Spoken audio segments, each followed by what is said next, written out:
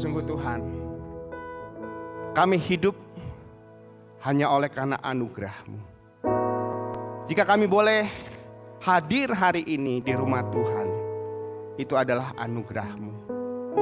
Kami mau bersyukur untuk kehidupan yang Tuhan berikan kepada kami.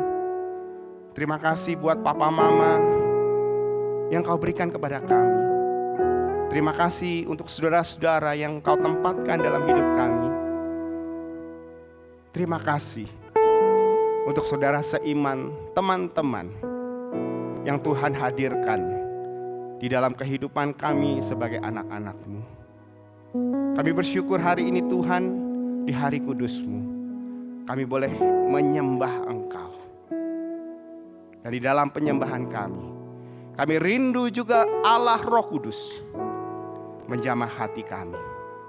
Karena itu Tuhan, bukalah telinga kami, siapkan hati kami ya Tuhan, agar setiap firman yang ditaburkan boleh bertumbuh di dalam kehidupan kami, mengubah kami menjadi pelaku-pelaku firman, tidak hanya mendengarkannya. Pakai hamba-Mu yang penuh dengan keterbatasan, dan kiranya Allah Roh Kudus hadir di tengah-tengah kami, menjamah kami. Dalam Kristus Yesus kami bersyukur dan berdoa. Amin. Silakan duduk, saudara sekalian. Shalom. Kok kurang keras ya? Shalom. Ya, kasih Dwi. Selamat pagi semuanya. Senang boleh bertemu kembali dengan saudara sekalian di tempat ini. Teman-teman, pada bulan ini kita belajar dari satu bagian firman Tuhan dari surat Ibrani. Menurut informasi Cigebi, di Wave ini kita belajar tentang beberapa bagian firman Tuhan ya, Cigebi ya, belajar per kitab. Dan bulan ini kita belajar dari kitab Ibrani. Sebenarnya kitab ini nggak mudah untuk dipelajari, tetapi kita bersyukur ya, boleh bersama-sama belajar bagian ini.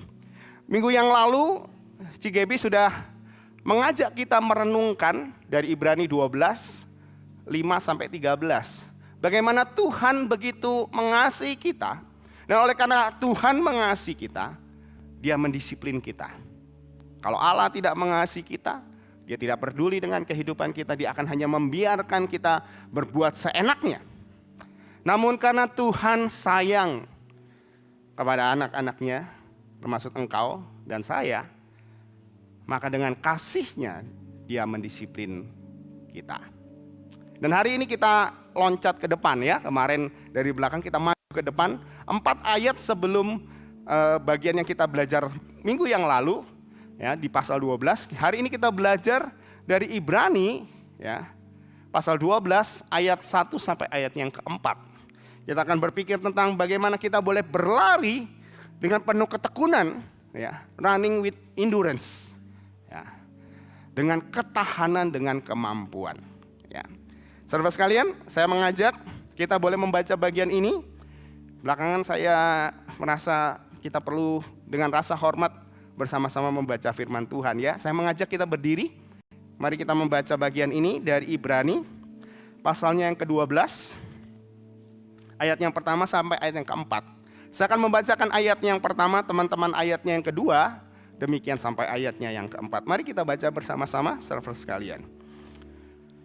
Ibrani pasal 12 ayat 1 sampai ayat yang keempat. Karena kita mempunyai banyak saksi bagaikan awan yang mengelilingi kita, marilah kita menanggalkan semua beban dan dosa yang begitu merintangi kita dan berlomba dengan tekun di dalam perlombaan yang diwajibkan bagi kita. Silakan saudara sekalian.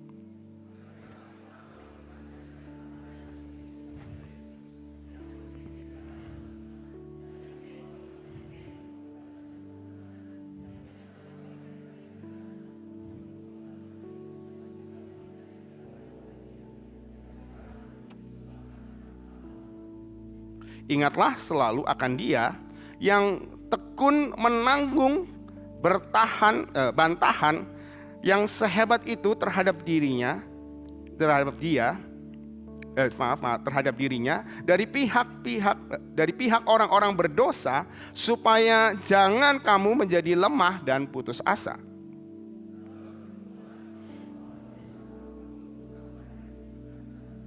Ya. Saya akan bacakan sekali lagi ayat yang pertama, atau kita baca bersama-sama ayat yang pertama ya. 2, 3.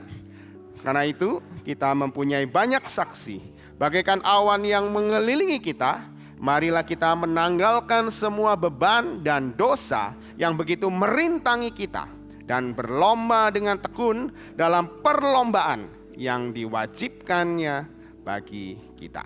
Silakan duduk saudara sekalian.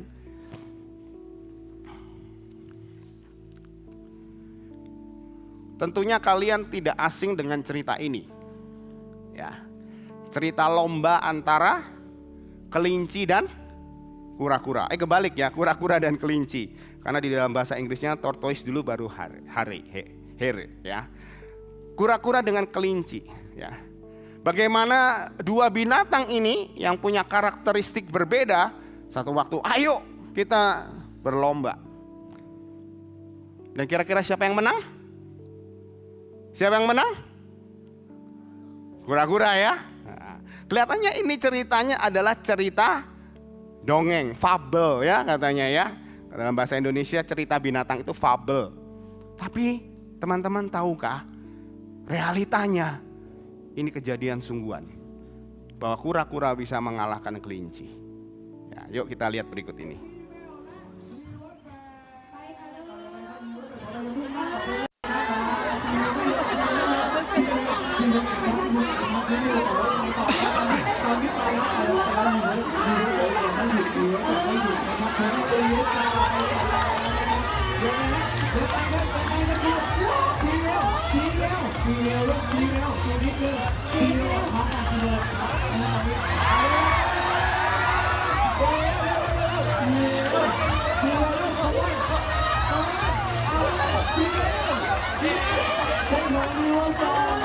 Ya.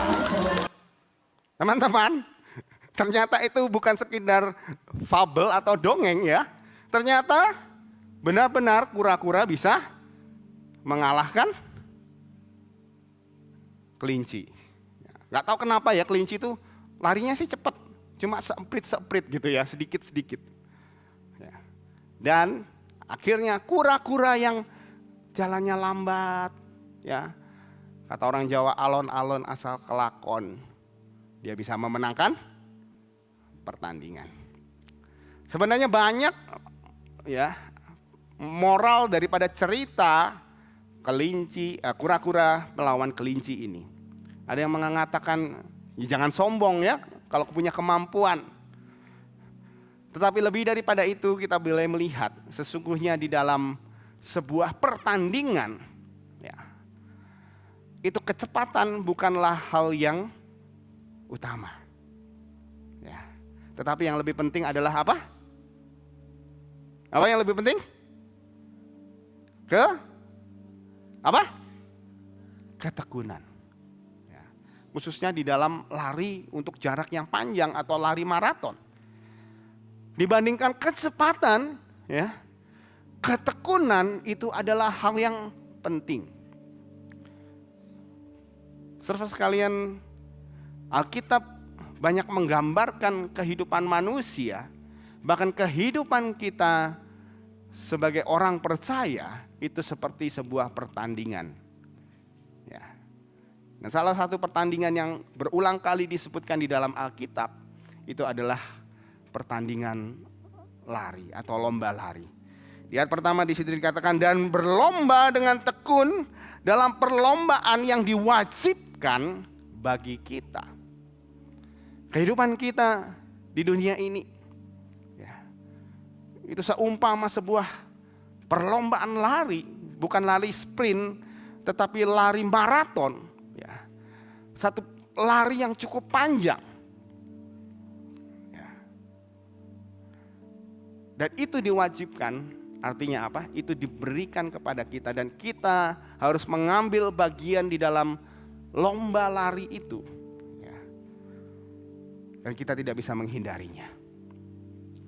Dan untuk bisa menyelesaikan lomba lari itu bukan kecepatan, ya, bukan start yang penting. Kalau teman-teman lihat lomba ini ya, lari maraton itu, yang lari duluan di start itu belum tentu dia yang masuk ke finish, ya. Bahkan belum tentu dia ada di garis finish, ya. Tetapi yang paling penting di dalam pertandingan itu adalah sebuah ketekunan.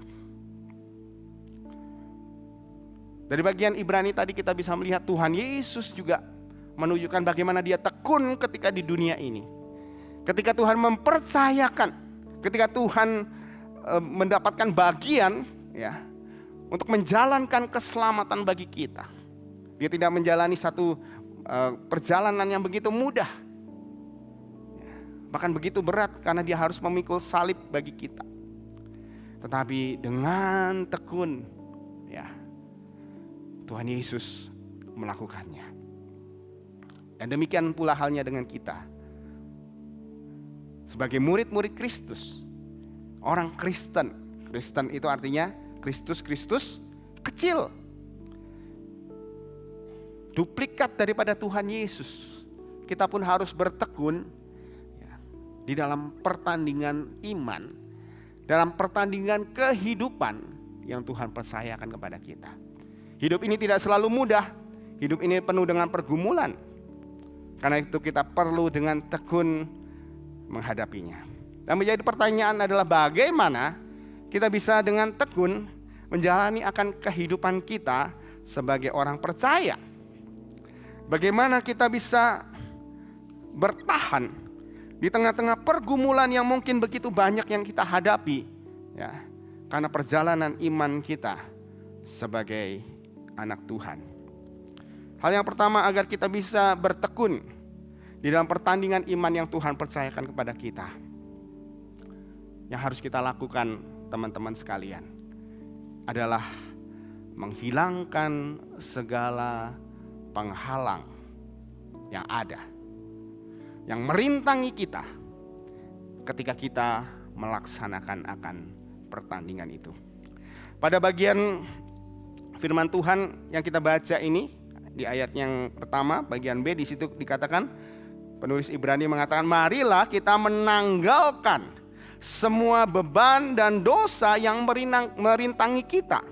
Ya, marilah kita menanggalkan itu artinya meninggalkan, atau bahkan ada yang mengatakan membuang. Ya, ada terjemahan lain membuang. Ya, yang menghalangi kita di dalam pertandingan itu. Apa yang menghalangi kita di dalam pertandingan itu? Di situ ada kata beban, teman-teman. Beban, ya, itu adalah kebiasaan-kebiasaan atau hal yang biasa kita lakukan, ya. Bukan dosa, bukan sesuatu yang dilarang oleh Tuhan, tetapi itu menghambat kita di dalam pertumbuhan iman kita. Dan yang menarik, kata beban itu, ya, di seluruh Alkitab hanya ditulis sekali dan ada di dalam bagian Ibrani ini. Ya. Kalau kalian bertanya, lalu apa ya kebiasaan atau hal yang menghambat kita di dalam pertumbuhan? Khususnya bagi kalian anak-anak remaja. Ya. Anak saya yang dewasa, yang paling ini ya, yang paling besar, yang paling sulung, ya, yang sulung yang paling besar akan masuk SMP semester ini. Ya, minggu lalu dia join ya di sini dari J-Kids. Dan dia mulai masuk masa remaja umur 12 tahun. Dan saya melihat satu kebiasaan, ya, yang tidak pernah saya lihat sebelumnya. Ya. Dia suka tidurnya malam, ya. Tapi bangunnya siang banget. Ya. Malam-malam saya suruh dia tidur, "Pak, nggak bisa tidur, Pak. Ini otak masih on," kata dia ya. Terus entah bagaimana dia baca buku, dia lakukan sesuatu gitu ya. Terus dia ketiduran. Dan setelah dia tidur, khususnya dalam masa liburan ini ya, dia nggak bangun teman-teman. Sampai jam 10 juga nggak bangun. Ya, rekornya pernah sampai jam 11. Ya, saya pikir aduh anak ini ya nanti kalau sekolah gimana ya, harus bangun pagi-pagi. Ya, tidurnya kok banyak. Setelah saya pikir-pikir, dulu saya waktu remaja juga begitu teman-teman. Ya, like father like son ternyata. Memang di masa remaja ya, kalian masa pertumbuhan perlu banyak tidur supaya banyak sel-sel yang bertumbuh. Tetapi jangan kebiasaan yang buruk itu ya kita biarkan ya, sesekali boleh lah ya kalau waktu liburan. Tetapi ketika sekolah, ketika mulai ada aktivitas, jangan biarkan ya dengan alasan masih ngantuk, masih capek ya. Itu menjadi sesuatu yang menghalangi kalian untuk bertumbuh menjadi pribadi yang lebih baik. Dan kemudian di sini ada kata dosa. Dosa itu adalah segala sesuatu yang tidak berkenan kepada Allah, segala sesuatu yang bertentangan dengan kebenaran. Kata dosa, teman-teman, dalam bahasa aslinya itu punya pengertian ya, tidak tepat sasaran. Ya. Kalau kalian membidik sesuatu, ya, kemudian nggak kena, itulah dosa. Tidak tepat sasaran. Sasaran apa? Sasaran yang dikehendaki Allah akan kehidupan kita. Apa yang Tuhan inginkan kepada kehidupan kita. Kebenaran yang Tuhan nyatakan dalam kehidupan kita. Ya. Seringkali dalam kehidupan kita, khususnya kalian anak-anak remaja, penuh rasa iri. Karena apalagi di zaman sekarang ya, kehidupan orang lain kita bisa lihat di sosial medianya, merasa iri. Kalau iri itu pupuk terus, kalian bisa menjadi benci. Dengan kemudahan teknologi, pornografi bukanlah hal yang sulit pada masa ini. Dengan konten yang begitu eksplisit, bahkan sesuatu yang dianggap biasa, bukan sesuatu yang tabu lagi. Inilah hal-hal yang merintangi, yang menghalangi kita di dalam pertandingan ini, yaitu beban dan dosa. Teman-teman, saya sengaja memilih gambar ini ya, karena gambar ini adalah sebuah patung yang menggambarkan seorang pelari ya pada zaman surat Ibrani ini ditulis. Pada masa itu mereka ada pertandingan, biasanya orang Yunani yang melakukannya, pertandingan atletik ya, yaitu pertandingan lari yang hanya boleh diikuti oleh kaum pria. Dan supaya mereka bisa berlari dengan cepat ya, supaya mereka bisa mencapai tujuan dengan segera. Kalian lihat, dia nggak pakai pakaian ya, pakaiannya dilepas. Dia mencatat hampir telanjang. Supaya apa? Supaya itu pakaiannya itu tidak menjadi beban. Apalagi orang dulu mungkin pakaiannya seperti kain begitu ya, yang menghambat dia untuk bisa memenangkan pertandingan. Teman-teman sekalian, apa yang menghambat kalian di dalam pertumbuhan iman kalian? Adakah kalian memanfaatkan waktu dengan sebaik-baiknya? Atau kalian lebih suka mager, ya, malas gerak, nongkrong, main game sampai lupa waktu? Ya. Atau kalian mengisi waktu dengan melayani di gereja dengan berbagai macam kegiatan? Atau juga di sekolah? Saya tahu sekolah pada zaman ini juga nggak sesantai dulu ya. Banyak sekali aktivitas yang bisa kalian lakukan. Itu menumbuhkan baik pribadi kalian dan juga iman kalian. Adakah dosa-dosa yang tersembunyi yang tidak diketahui oleh orang lain? Ya. Kalian punya handphone sendiri, handphonenya mungkin dikasih password yang orang lain gak bisa buka, pakai sidik jari yang sidiknya gak bisa diduplikasi, sidik kalian sendiri kan? Kalian menyimpan itu semua Papa mama nggak bisa tahu, tapi kalian tahu, tapi Tuhan tahu. Adakah kalian menyembunyikan sesuatu di hadapan Tuhan? Alkitab mengatakan, Ia adalah setia dan adil dan akan mengampuni segala dosa kita jika kita mengakuinya. Jika hari ini masih ada di antara kalian yang menyimpan dosa yang tersembunyi, datanglah pada Tuhan, mohonlah ampun. Kalau ada di antara kalian yang merasa diri kalian minder, datang ke Koko Cici, ke Cik Gebi cerita. Atau boleh ke saya, sebagian kalian kan murid saya ya dulu ya, mau ngobrol ayo. Siapa tahu kami boleh membantu dan bisa mendoakan kalian. Apapun itu yang merintangi pertumbuhan kalian, tanggalkan itu. Tinggalkan itu di hadapan Allah. Agar kita bisa melakukan pertandingan iman itu dengan penuh ketekunan, tanpa halangan yang ada. Dan teman-teman sekalian, tidak hanya kita menanggalkan akan segala halangan, segala rintangan yang menghambat kita di dalam kita bertanding pertandingan iman, pertandingan hidup ini. Hal yang lain yang harus kita lakukan ialah berfokus kepada Kristus Yesus.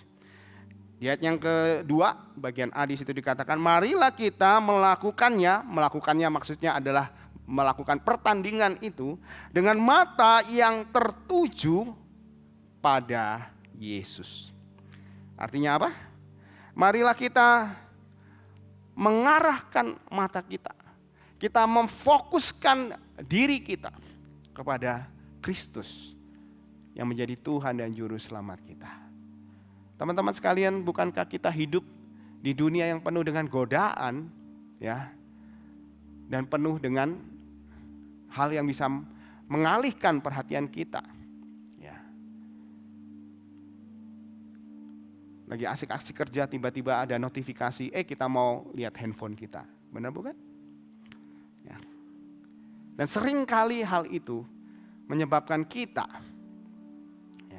gagal di dalam menjalani kehidupan kita sebagai orang-orang percaya.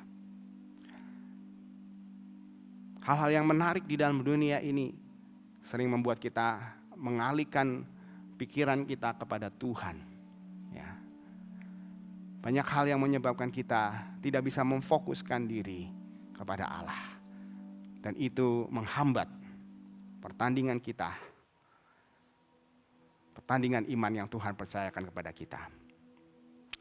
Teman-teman, di dalam mitologi Yunani ada kisah tentang Atlanta dan Hippomanes. Siapa itu Atlanta? Siapa itu Hippomanes?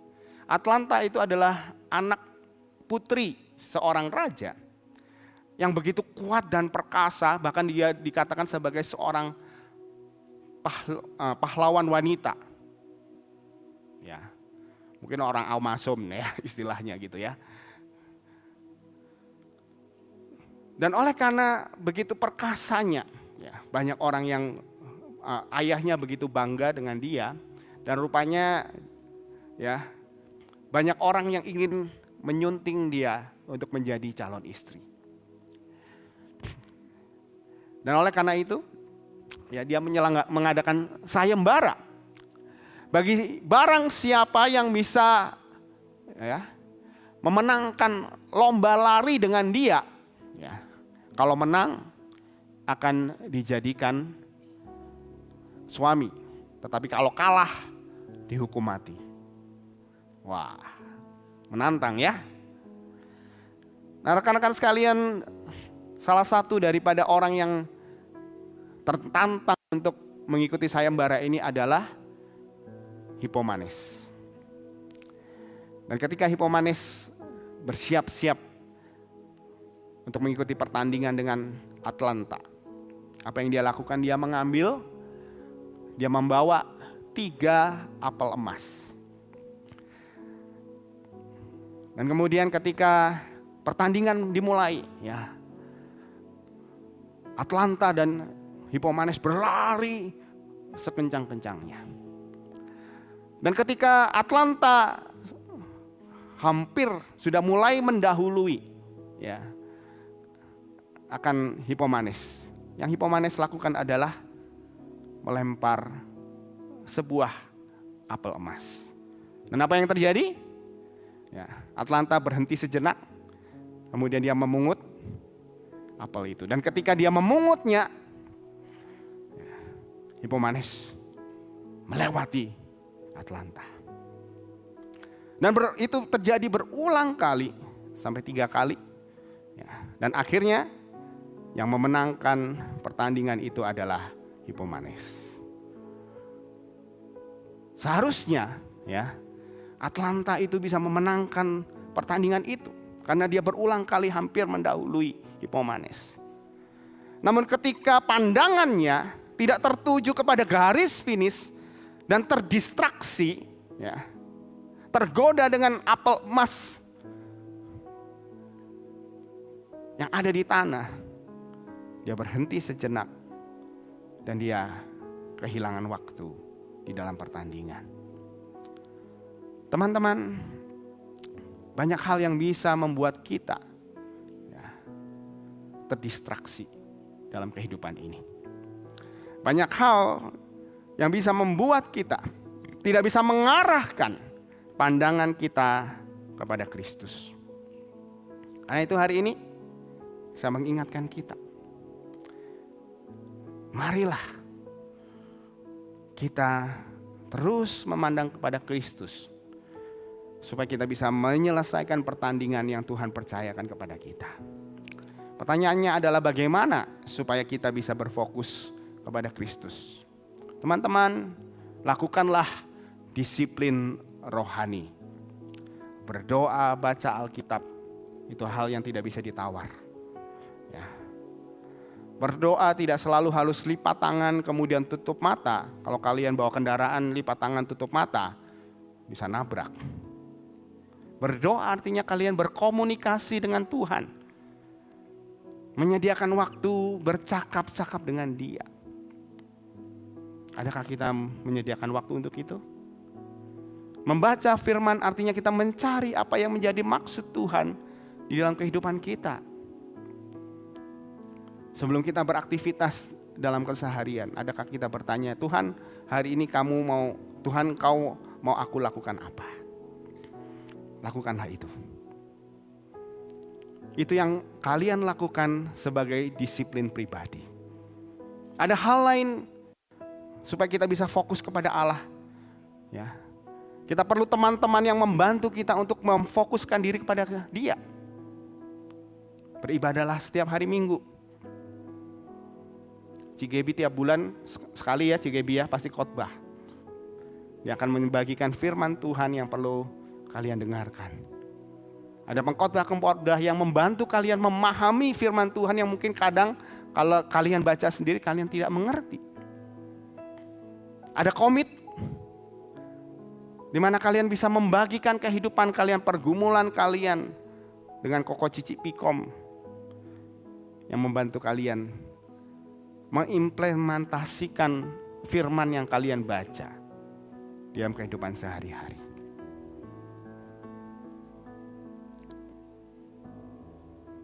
Adakah kalian mau memfokuskan diri, pandangan kalian kepada Tuhan?